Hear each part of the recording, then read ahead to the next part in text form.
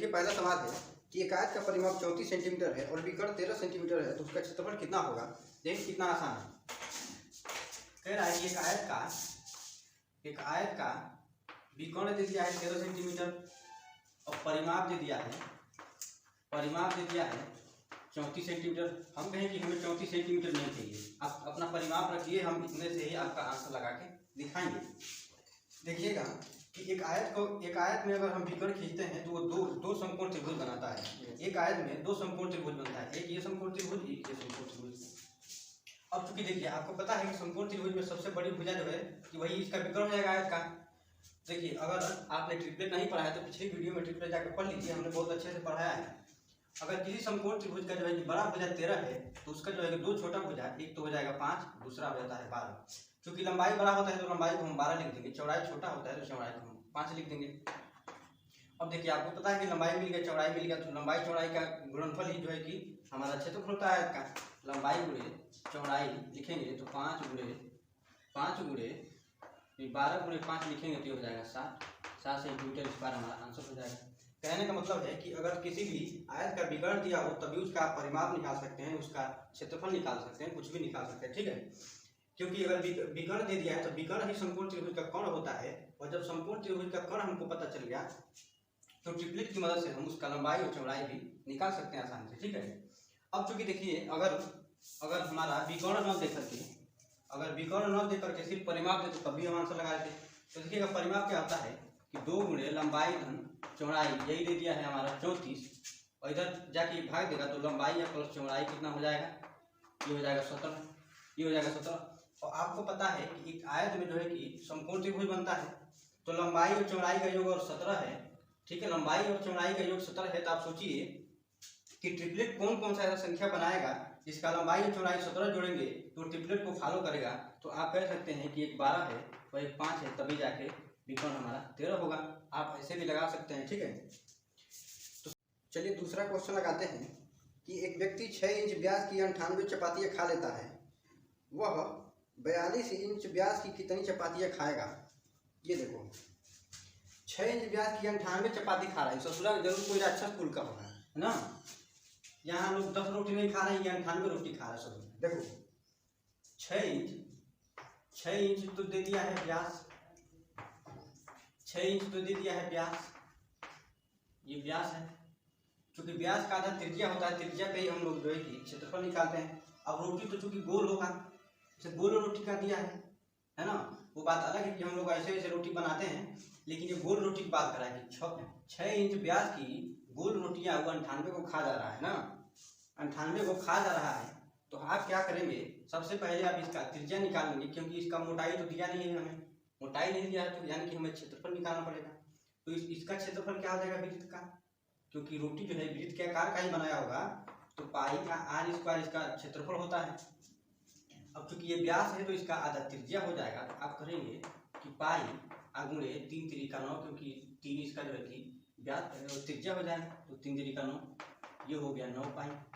अब चूंकि एक रोटी का जो है कि क्षेत्रफल आ गया 9 पाई, तो 98 रोटी खा रहा है, तो ये हो जाएगा 98 गुणे 9 पाई। क्षेत्रफल में इतना रोटी खा जाएगा, है ना।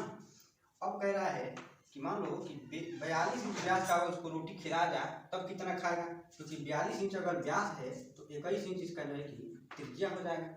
अब इसका क्षेत्रफल निकाल के इसमें भाग दे देंगे, तो देखो पूरा क्षेत्रफल कितना हमारा आया था 98 गुणे 9 पाई, और इसमें हमको भाग देना पड़ेगा 21 इंच के लिए।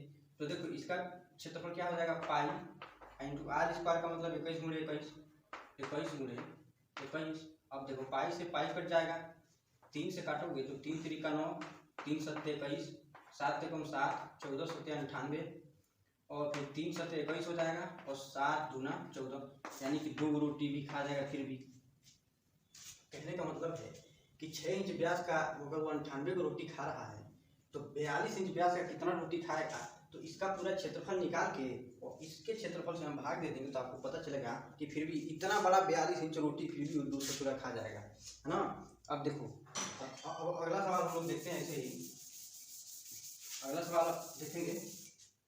देखिए अगला सवाल है, हाँ देखो हम लिख देते हैं। अगला सवाल हम यहाँ पे लिख रहे हैं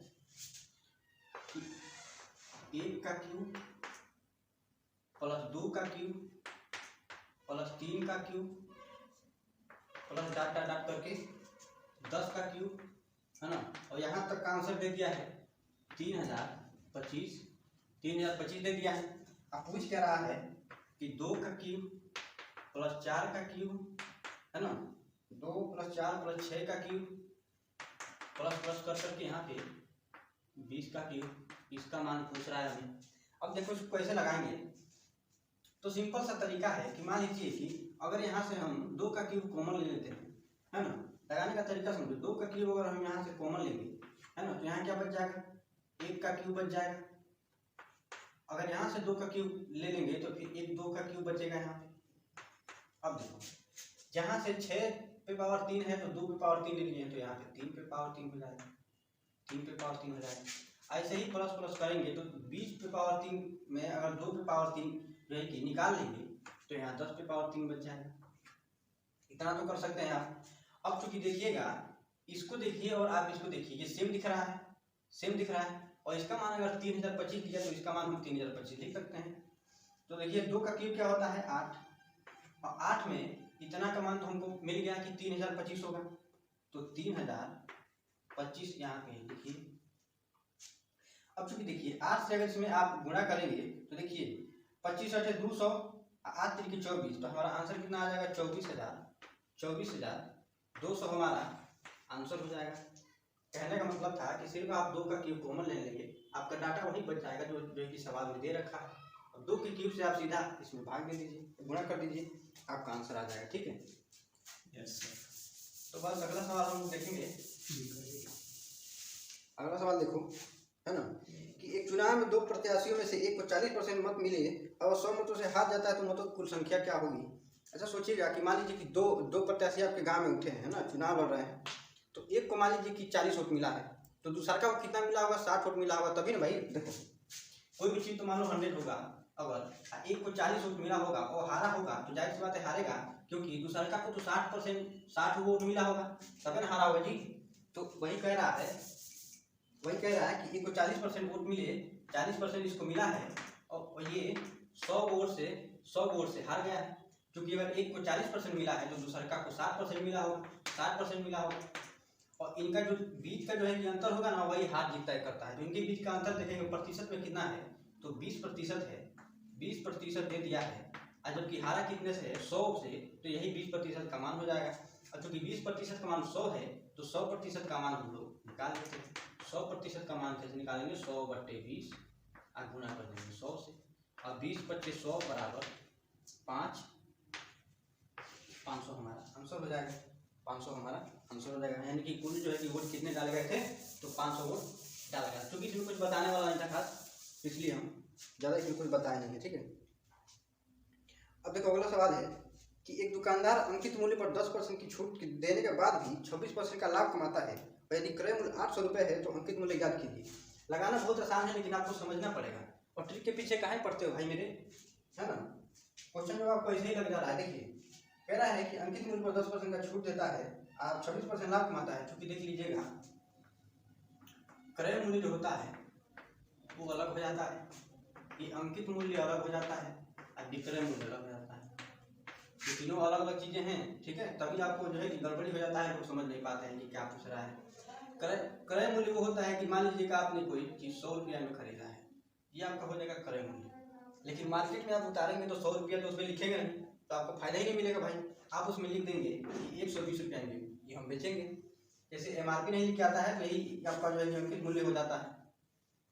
अब मान लीजिए आपका सामान नहीं बिक रहा होगा, तो आप कहेंगे कि चलो हम 5 रुपया छूट दे रहे हैं, 5 रुपये छूट दे के 115 रुपये में बेच दें, ये आपका हो जाएगा विक्रय मूल्य। यानी जो खरीदे हैं वो क्रय मूल्य हो जाएगा, जो आपने उस पर अंकित किया है यानी कि जो आपने उस पर MRP लिखा है वो आपका अंकित मूल्य हो जाएगा, जितने में आपने बेचा है वो आपका विक्रय मूल्य हो जाएगा। ठीक है, इतना समझ गए तो सवाल आपका आसान हो जाएगा। मान लीजिए कि इसमें क्रय मूल्य आपको 800 रुपये दे दिया है, 800 रुपये दे दिया है, और कह रहा है अंकित मूल्य पे छूट दिया है, यानी अंकित मूल्य 100 अगर होगा, मान लेते हैं कि अंकित मूल्य 100 होगा, है ना, तो उस पर ये 10% का छूट देने का मतलब कि कोई भी चीज़ अपने आप में 100% होता है, अगर 10% छूट दोगे तो उसका वैल्यू हो जाता है 90%। चूंकि अगर ये x है तो इसका 90% ही बचा होगा, क्योंकि 10% छूट दे दिया है तो इसका 90% लिख देंगे, इसका 90% मिला। बेच कितने में रहा है? 26%, फिर भी लाभ ले रहा है। और लाभ और हानि हमेशा क्रय मूल्य पे लिखा जाता है, तो क्रय मूल्य 800 है, तो इसका जो है कि 100 26% लाभ कमाएगा, मतलब ये वैल्यू हो जाएगा 126%। और चूंकि अंकित मूल्य पे छूट देके और विक्रय मूल्य जो है कि अगर ये तो देखो हो गया आपका क्रय मूल्य, लेकिन इस पे छूट, इस पे जो लाभ कमा रहा है इसको अगर कैलकुलेशन आप करेंगे तो विक्रय मूल्य हो जाएगा, और ये दोनों आपस में बराबर हो जाएगा। क्यों? क्योंकि अंकित मूल्य पे इतना छूट देके इतना बेच रहा है, इसका मतलब ये है कि ये दोनों वैल्यू आपस में समान हो जाएगा। अब देखिए प्रतिशत है तो प्रतिशत कट जाएगा हमारा, 0 से 0 कट जाएगा, और 9 से इसको काटेंगे तो 9 चौक 36 यानी ये हो जाएगा 14। 9 से 126 काटेंगे 14 बार में कट जाएगा।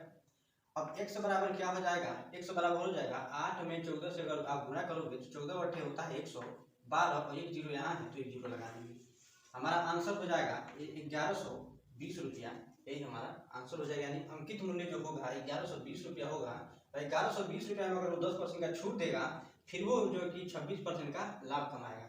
ठीक है, तो आई होप कि आपको समझ में आया होगा, और नहीं आया हो तो भाई लाभ हानि का तो हमने दो लेक्चर जो है कि दिया है, उसको जा करके देखो, अच्छे से सब समझ में आ जाएगा। ठीक है, देखिए अगला क्वेश्चन है कि 9 के प्रथम 30 गुणकों का औसत क्या होगा। अब जरा औसत पढ़ लेते हैं, औसत क्या होता है, क्योंकि उनके लिए जो नहीं जानते, औसत बराबर होता है, जैसे मान लीजिए कि संख्या, हाँ संख्या का योग, संख्या का योग बटे संख्या की संख्या, मतलब कितना है 1 और 2 3 ऐसे करके, मतलब वो कितनी संख्याएं हैं उसका n हो जाएगा। संख्याओं का योग बटे वो संख्या कितनी है वो हो जाएगा। अब देखिए कह रहा है कि 9 के प्रथम 30 गुणकों का औसत क्या होगा, तो गुणक का मतलब क्या होगा, तो ये तो हो जाएगा 9, ऐसे ही 9 दूना 18, 9 तीन 27, 9 चौक 36, ऐसे ही करते करते 9 का आप जो है 9 का 30 बार गुणा करेंगे, 30 बार, उसका जो औसत क्या होगा, क्योंकि 9 9 दूना 18, 9 27, 36, ऐसे ऐसे करते करते 270 तक आपको जोड़ के इसका औसत निकालना है। ठीक है, क्योंकि आपने अगर समांतर श्रेणी पढ़ा होगा इंटर में, तो एक फॉर्मूला है कि Sn बराबर होता है n-2 और 2a plus n-1 into D करके अभी आप जो है कि लगाते हैं, ऐसे भी आप करके लगा लेंगे, लेकिन एग्जाम में बहुत लेंथी हो जाएगा, तो हम लोग सवाल को कैसे लगाते हैं। देखिए अगर संख्याएं दी हो और उनके बीच का जो है कि अंतर समान हो, अगर इन दोनों के बीच का अंतर देखेंगे तब भी 9 आएगा, इसके बीच अंतर देखेंगे तब भी 9 आएगा, यानी कि यहाँ से यहाँ तक भी जाएंगे तो दो संख्याओं के बीच का अंतर 9 ही होगा। तो जब दो संख्याओं के बीच का अंतर सेम हो तो औसत निकालने का तरीका है कि पहली संख्या प्लस दूसरे, मतलब लास्ट वाली जो संख्या उसको दोनों को जोड़ देंगे, और 2 से भाग दे देंगे, यही हमारा औसत हो जाएगा। ठीक है, तो आप इन दोनों को जोड़ेंगे, यानी पहली संख्या और दूसरी संख्या का योग अब बटे 2, यही हो जाएगा हमारा औसत। तो इन दोनों को आप जोड़ेंगे तो 279 अब बटे 2 हो जाएगा। तो ये देखिए 13 दूना 26, 9 दूना 18, 5 दूना 10, 139.5 आपका औसत हो जाएगा। कहने का मतलब ये है कि दो संख्याओं के बीच का जो अंतर अगर सेम दिया है तो उनका औसत कैसे निकालते हैं, पहली संख्या और प्लस लास्ट वाली संख्या और 2 से भाग दे देते हैं, यही हमारा औसत निकाल आता है। ठीक है, चलिए अगला क्वेश्चन देखेंगे कि अगला क्वेश्चन है कि दो संख्याओं का अनुपात 3:4 है, यानी दोनों संख्याओं में से 3 घटा दिया जाए तो जो नया अनुपात होगा वो 2 और 3 हो जाता है। तो संख्याओं का योगफल बहुत आसान है यार, बहुत आसान है। देखो मान लीजिए दो संख्याएं a और ये b है ना, तो उनका जो है कि अनुपात क्या है, 3:4 है। अब कह रहा है कि तीनों में से अगर दोनों में से अगर 3 को घटाया जाए तब अनुपात जो है कि 2:3 हो जाता है। अच्छा, इसमें से 3 घटाने के लिए कह रहा है, इसमें से भी 3 घटाने के लिए कह रहा है, कह रहा तब जो अनुपात होगा 2:3 हो जाएगा। और इसके लिए आप एक तरीका और लगा सकते हैं जो आपने पढ़ा है कि इसको मानेंगे 3x, ए को मानेंगे जो है कि 4x, अब इसमें से भी 3 घटाओ, इसमें से भी 3 घटाओ, तब जाकर रहता है 2/3। अब इसका इधर गुणा करो, इसका इधर गुणा करो, जब जाकर कैलकुलेशन करो, बहुत लेंदी हो जाता है। तो हम ऐसे नहीं सीखेंगे, मैथ को मैथ की तरह पढ़ो। ठीक है, पहले तो 3:4 था, अब 2:3 हो गया। देखना कब हुआ है, जब दोनों में से जब 3 को घटाया गया है तब जाकर हुआ है। देखिए यहाँ पे अनुपात में 3 है तो अनुपात में 2 हो गया, तो इनके बीच में अगर अंतर देखें तो अनुपात 1 का अंतर है, अनुपात 1 का अंतर है। अच्छा ये 4 था अनुपात में फिर 3 हो गया, तो इनके भी बीच में अंतर देखेंगे तो अनुपात 1 का अंतर है। अनुपात में 1 का अंतर है, जबकि घटाया कितना गया है 3, तो अनुपात 1 का मान यही हमारा 3 हो जाएगा। यही अनुपात 1 का मान हमारा 3 हो जाएगा। क्यों? क्योंकि दोनों में से 3 को घटाए हैं तब अनुपात हमारा 2:3 हो गया है। पहले 3:4 था तो अनुपात 1 की कमी हुई है, जबकि संख्या में 3 की कमी हुई है, तो अनुपात 1 का मान 3 हो जाएगा। और क्वेश्चन जो पूछे आप उसको बता दीजिए। तो संख्याओं का योगफल क्या होगा? देखिएगा अनुपात 1 का मान तो 3 आ गया, लेकिन यहाँ से देखेंगे अगर इसको जोड़ेंगे तो अनुपात 3 और अनुपात 4, ये टोटल कितना हो जाता है? अनुपात 7। अब चूंकि अनुपात 1 का मान आपको पता है तो अनुपात 7 का मान भी निकाल लेंगे। कैसे निकालेंगे? तो 3 से गुणा कर दीजिए, क्योंकि अनुपात 1 का मान 3 तो अनुपात 7 का मान 7 × 3 = 21। यही आपका आंसर हो जाएगा। क्वेश्चन को पढ़ोगे और क्वेश्चन को समझोगे तो आराम से जो है कि आंसर अपना निकाल लोगे। अब देखिए और आगे क्वेश्चन देखते हैं कि रेखा और रश्मि की वर्तमान आयु का अनुपात 7:4 है। अब से 3 साल बाद उनकी आयु का अनुपात 8:5 हो जाएगा। बिल्कुल सेम जो कि पिछले क्वेश्चन की तरह ही है, तो इसको हम लगाते हैं। रश्मि की वर्तमान आयु पूछ रहा है इसमें। देखो एक रेखा है ना, ये वो रेखा है, आयु वो रश्मि कह रहा है कि इनकी वर्तमान आयु का अनुपात जो है वो 7:4 दे रखा है। आई समझ में? अब कह रहा है कि अब से 3 साल बाद, 3 साल बाद का मतलब कि 3 जोड़ना पड़ेगा इसमें भी, तो अब से 3 साल बाद तो ये भी 3 साल बाद है ना, क्योंकि ये 3 साल बढ़ेगा तो ये तो 3 साल बढ़ेगा कि बैठल रहेगा कि नहीं? तुम बढ़ जाओ हम धीरे धीरे आ रहे हैं ना। समान संख्या में जो उम्र 1 साल आपका बढ़ रहा है तो उम्र हमारा भी 1 साल बढ़ रहा है। अगर 1 सेकंड आपका बढ़ रहा है तो 1 सेकंड हमारा भी बढ़ रहा है, तो चूंकि दोनों में 3 जोड़ना पड़ेगा हमें। अब जो है कि अनुपात कितना हो गया है? 8:5 हो गया है। अब आप अगर इसको ध्यान से देखेंगे तो अनुपात 7 से बढ़ के अनुपात 8 हो गया है, यानी कि इंक्रीज कितने का हुआ है भैया? तो अनुपात 1 का बढ़ोतरी हुआ है। जबकि संख्या में कितने का हुआ है? तो 3 का हुआ है, तो यही अनुपात 1 का मान हमारा 3 हो जाता है। तो अब पूछ रहा है भैया कि रश्मि की जो है कि वर्तमान आयु, तो रश्मि वर्तमान आयु क्या है? 4 है। तो देखो अनुपात 4, क्योंकि अनुपात 1 का मान 3 है तो अनुपात 4 का मान 4 से गुणा कर दो। 4 से गुणा करोगे तो हमारा आ जाएगा 12 वर्ष। तो ये 12 वर्ष जो है कि रश्मि हो जाएगी। अगर पूछता है रेखा की उम्र तो 7 तरीके 21 वर्ष रेखा हो जाती है। सवाल को समझो और आसानी से लगाओ, है ना, इधर उधर जाने की जरूरत नहीं है, आराम से लगा दो। चलिए अगला क्वेश्चन है कि जब माँ की आयु 43 वर्ष थी तब माँ और पुत्र की आयु में 21 वर्ष का अंतर था। अच्छा, यदि पिता माँ से 3 वर्ष बड़े हैं तो जब पिता की आयु 50 वर्ष होगी तब पिता और पुत्र की आयु में कितना अंतर होगा? ध्यान से पढ़ना इसको। अच्छा सुनो, अगर माँ जो है 43 वर्ष की है तो माँ और पुत्र के बीच का जो है कि अंतर है, आयु के बीच जो अंतर है वो कितना क्या है? 21 वर्ष का है।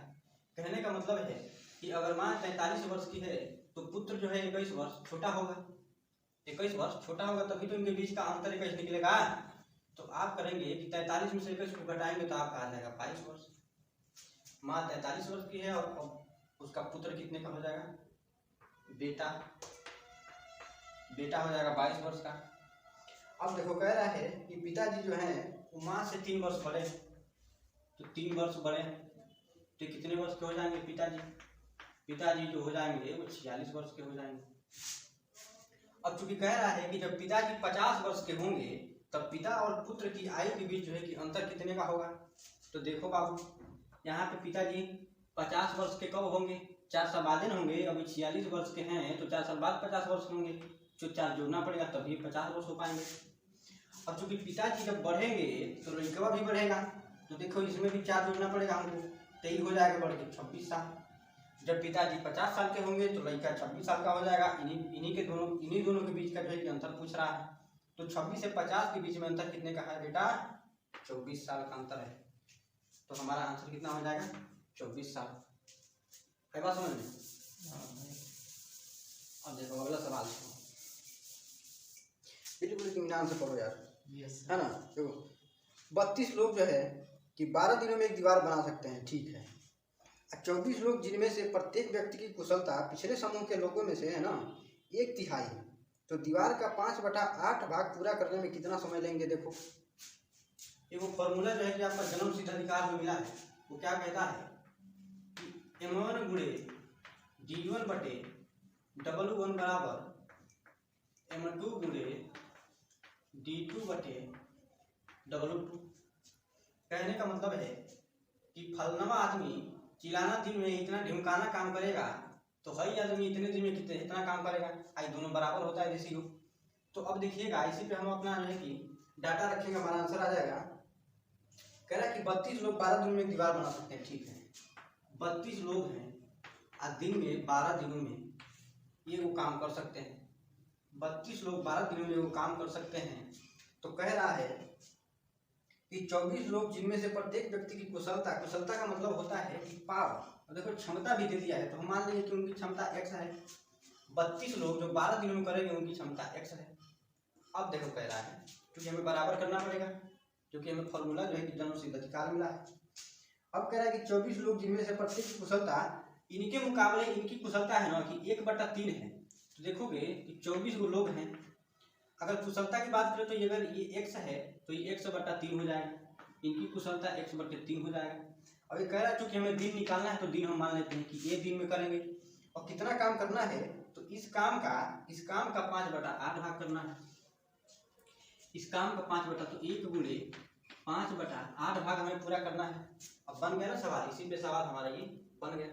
अब आपको सीधा कैलकुलेशन करना है, इसका आंसर लाना है। तो देखिए कैसे आएगा कि मान लीजिए x से तो x हमारा कट जाएगा, 3 से 24 को काटेंगे तो 8 बार में कटेगा।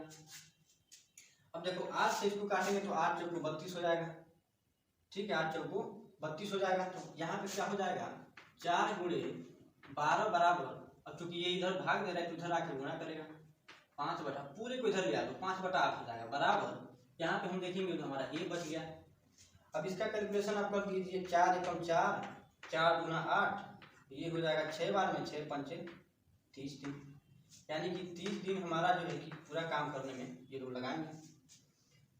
देखो 32 लोग 12 दिनों में जिनकी क्षमता x है वो काम को करेंगे, तो 24 लोग जिनकी क्षमता इनसे 1/3 है एक दिन में इतना काम करेंगे, तो एक का मान हमारा कितना आ जाएगा 30 दिन में वो लोग इतना काम कर लेंगे। ठीक है, अब चलिए अगला क्वेश्चन देखते हैं। अगला क्वेश्चन देखिएगा कि 2 पाइप A तथा B एक हौज को क्रमशः 30 मिनट तथा 40 मिनट में भर सकते हैं और दोनों पाइप एक साथ चालू किया जाता है। यदि हौज को 24 मिनट में भरना हो तो दूसरे पाइप को कब बंद किया जाएगा? तो आपने तो पहले से ही पढ़ रखा है कि मानो एगो पाइप A है और एगो पाइप जो है कि वो B है। कह रहा है कि 30 मिनट में भर देगा एगो टंकी को, 40 मिनट में भर देगा। तो हम टोटल का काम जो है कि बेटा कैसे निकालते थे, तो एलसीएम लेके निकालते थे। 30 और 40 का एलसीएम लेंगे तो टोटल काम हमारा कितना आ जाएगा 120 को काम। चूंकि जानते हैं आपकी समय है, और समय को जब जो है कि कार्य से भाग देते हैं तो वो क्षमता का पता चलता है। तो यहाँ पे अगर क्षमता देखेंगे तो A की क्षमता कितनी हो जाएगी, अगर 30 को 120 में भाग देंगे तो यहाँ 4 आ जाएगा, ऐसे ही 40 को भाग देंगे तो यहाँ 3 आ जाएगा। कहने का मतलब है कि A की क्षमता 4 है और B की क्षमता 3 है। अब कह रहा है कि टोटल काम को हमें 24 दिन में ही निपटाना है। 24 दिन में निपटाना है तो A को जो नहीं B को कितने दिन बाद बंद कर दिया जाए। अच्छा, इसमें एक चीज ध्यान दीजिएगा कि इसको तो बंद करना है लेकिन इसके बारे में तो कुछ पता नहीं है। ये तो 24 दिन काम करेगा, तो ये तो 24 दिन जो काम करेगा इसका क्षमता 4 है, तो 24 दिन का काम निकाल देते हैं। तो 24 चौक को देखेंगे तो यहाँ पे हो जाएगा 96, यानी 96 दिन तो ये अकेले करेगा और जो बकिया बचा रहा है काम का वो तो B करेगा। तो देखो 96 काम तो ये अकेले कर दिया 24 दिन में, तो बचा कितना काम, तो 96 से इधर जाएंगे तो 24 को काम बचा। अब यही 24 को कामों को B से करवा के कहेंगे तुम भैया बच जाओ घर, तो ये कितने दिन में कर देगा 8 दिन में कर देगा। तो 8 दिन बाद है कि B को अगर बंद कर दिया जाए तो टोटल काम 24 दिन में हमारा खत्म हो जाएगा।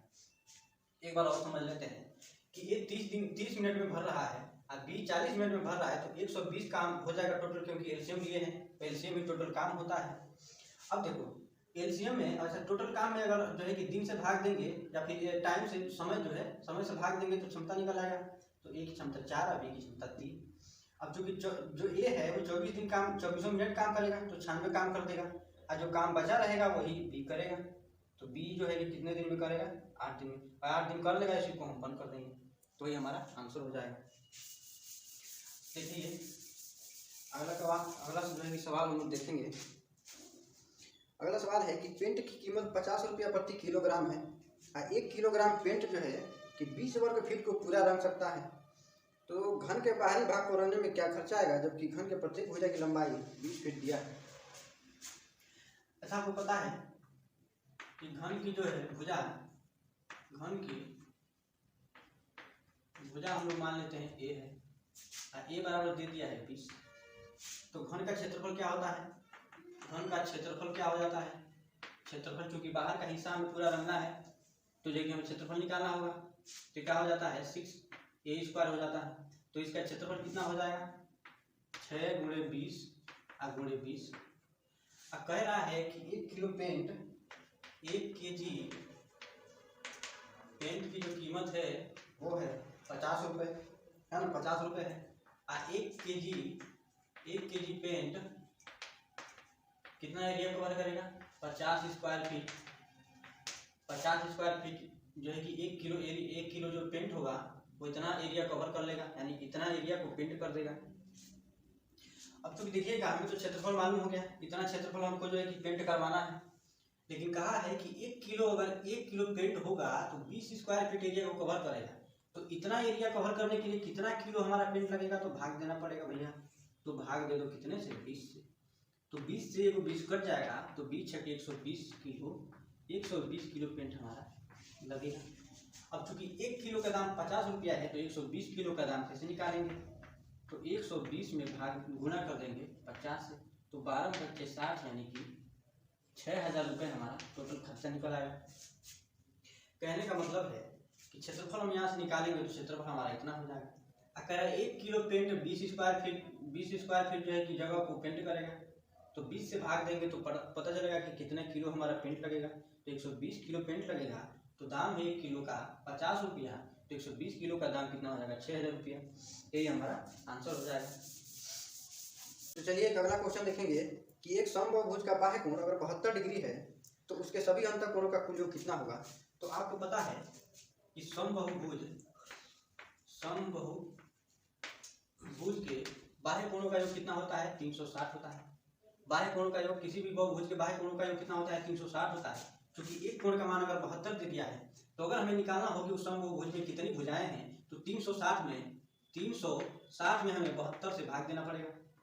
क्योंकि एक जो है कि कोण 72 डिग्री का है और कुल योग 360 डिग्री होता है, तो अगर 72 से भाग देंगे 360 में तो हमें भुजाओं का पता चल जाएगा कि कुल कितनी भुजाएं हैं। क्योंकि अगर 72 को जोड़ेंगे कितनी बार तो 360 पहुंचेगा हमारा, है ना।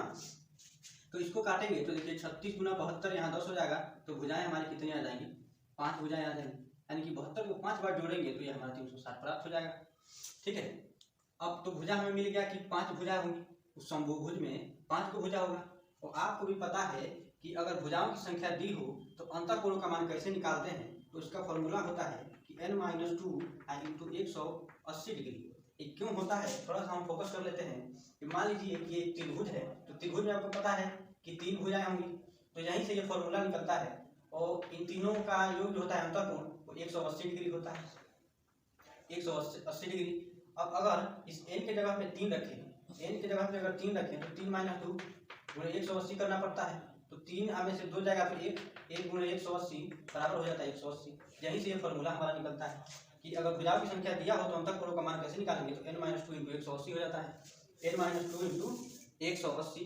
तो n के जगह पे 5 रखेंगे तो 5 - 2 × 180, और 5 में से 2 जाएगा तो ये हो जाएगा आपका 3 × 180 तो वही है, तो 18 × 3 = 54, यानी 540 डिग्री यही अंतःकोणों का योग हो जाएगा। यानी पंचभुज के अंतःकोणों का योग कितना होता है, तो 540 होता है।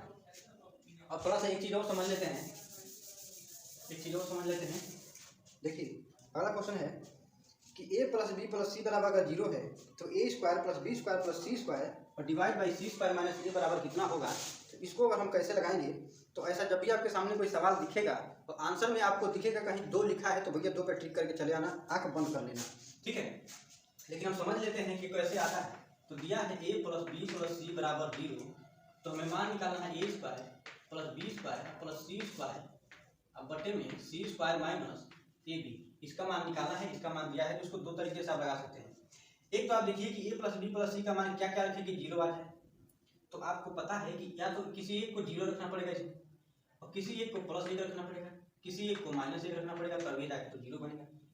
तो मान लेते हैं कि ए बराबर 0 रखें हैं, बी बराबर प्लस 1 रखें हैं, सी बराबर माइनस 1, तो हम देखेंगे कि अगर इसमें इसका मान रखते हैं तो मान रख के देखते हैं कि हमारा मान जो है संतुष्ट होता है कि नहीं, है कितना हमारा आंसर आ जाता है।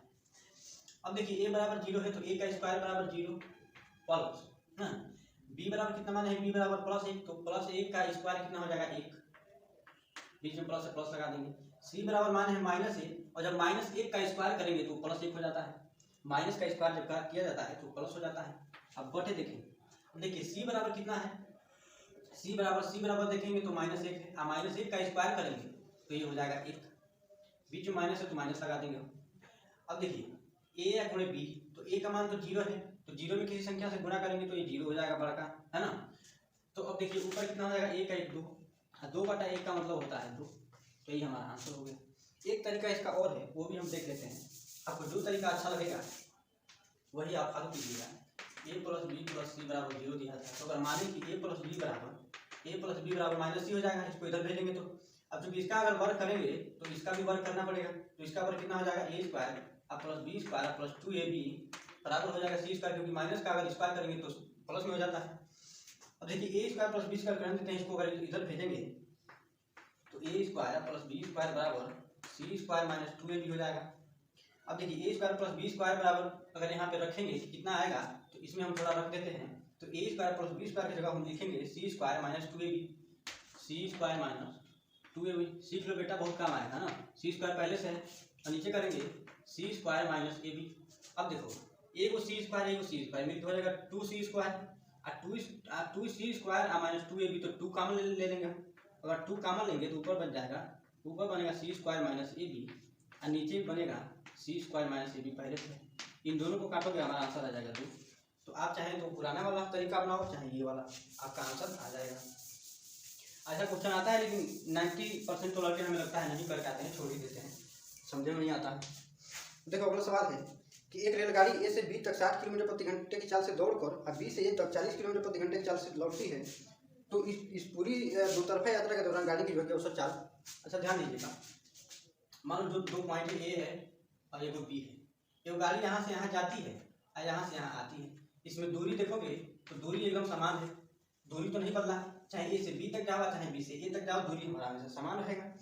और ऐसा सवाल बन जाए कि समान दूरी को 2 अलग अलग चाल से अगर तय किया जाए तो हमारा औसत चाल क्या होता है, तो बेटा 2xy आज डिवाइड करोगे x प्लस वाई से, यही हमारा औसत चाल हो जाता है।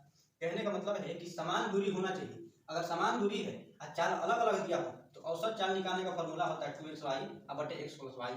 तो किसी एक को x मान लो, किसी एक को y मान लो, 2 गुणे अगर x को 40 मानते हैं, y को 60 मानते हैं, और नीचे इसी को जोड़ोगे तो ये हो जाएगा 100। 2 जीरो से 2 जीरो को काटोगे, 6 जब 24 गुना 48, यानी 48 किलोमीटर प्रति घंटा ये हमारा औसत चाल हो जाएगा। समझ में आया? समान दूरी को 2 अलग अलग चाल से तय किया जाए और औसत चाल पूछे तो हमारा फॉर्मूला होता है 2xy बटे x प्लस वाई, यही से हमारा औसत चाल निकल जाता है। एक अगला सवाल देखेंगे, और अगला सवाल क्या है, थोड़ा हम लिख देते हैं क्योंकि हम इसीलिए लाए हैं कि बहुत ज़्यादा लड़के जो है गलती कर देते हैं ना। तो 108 भागा 36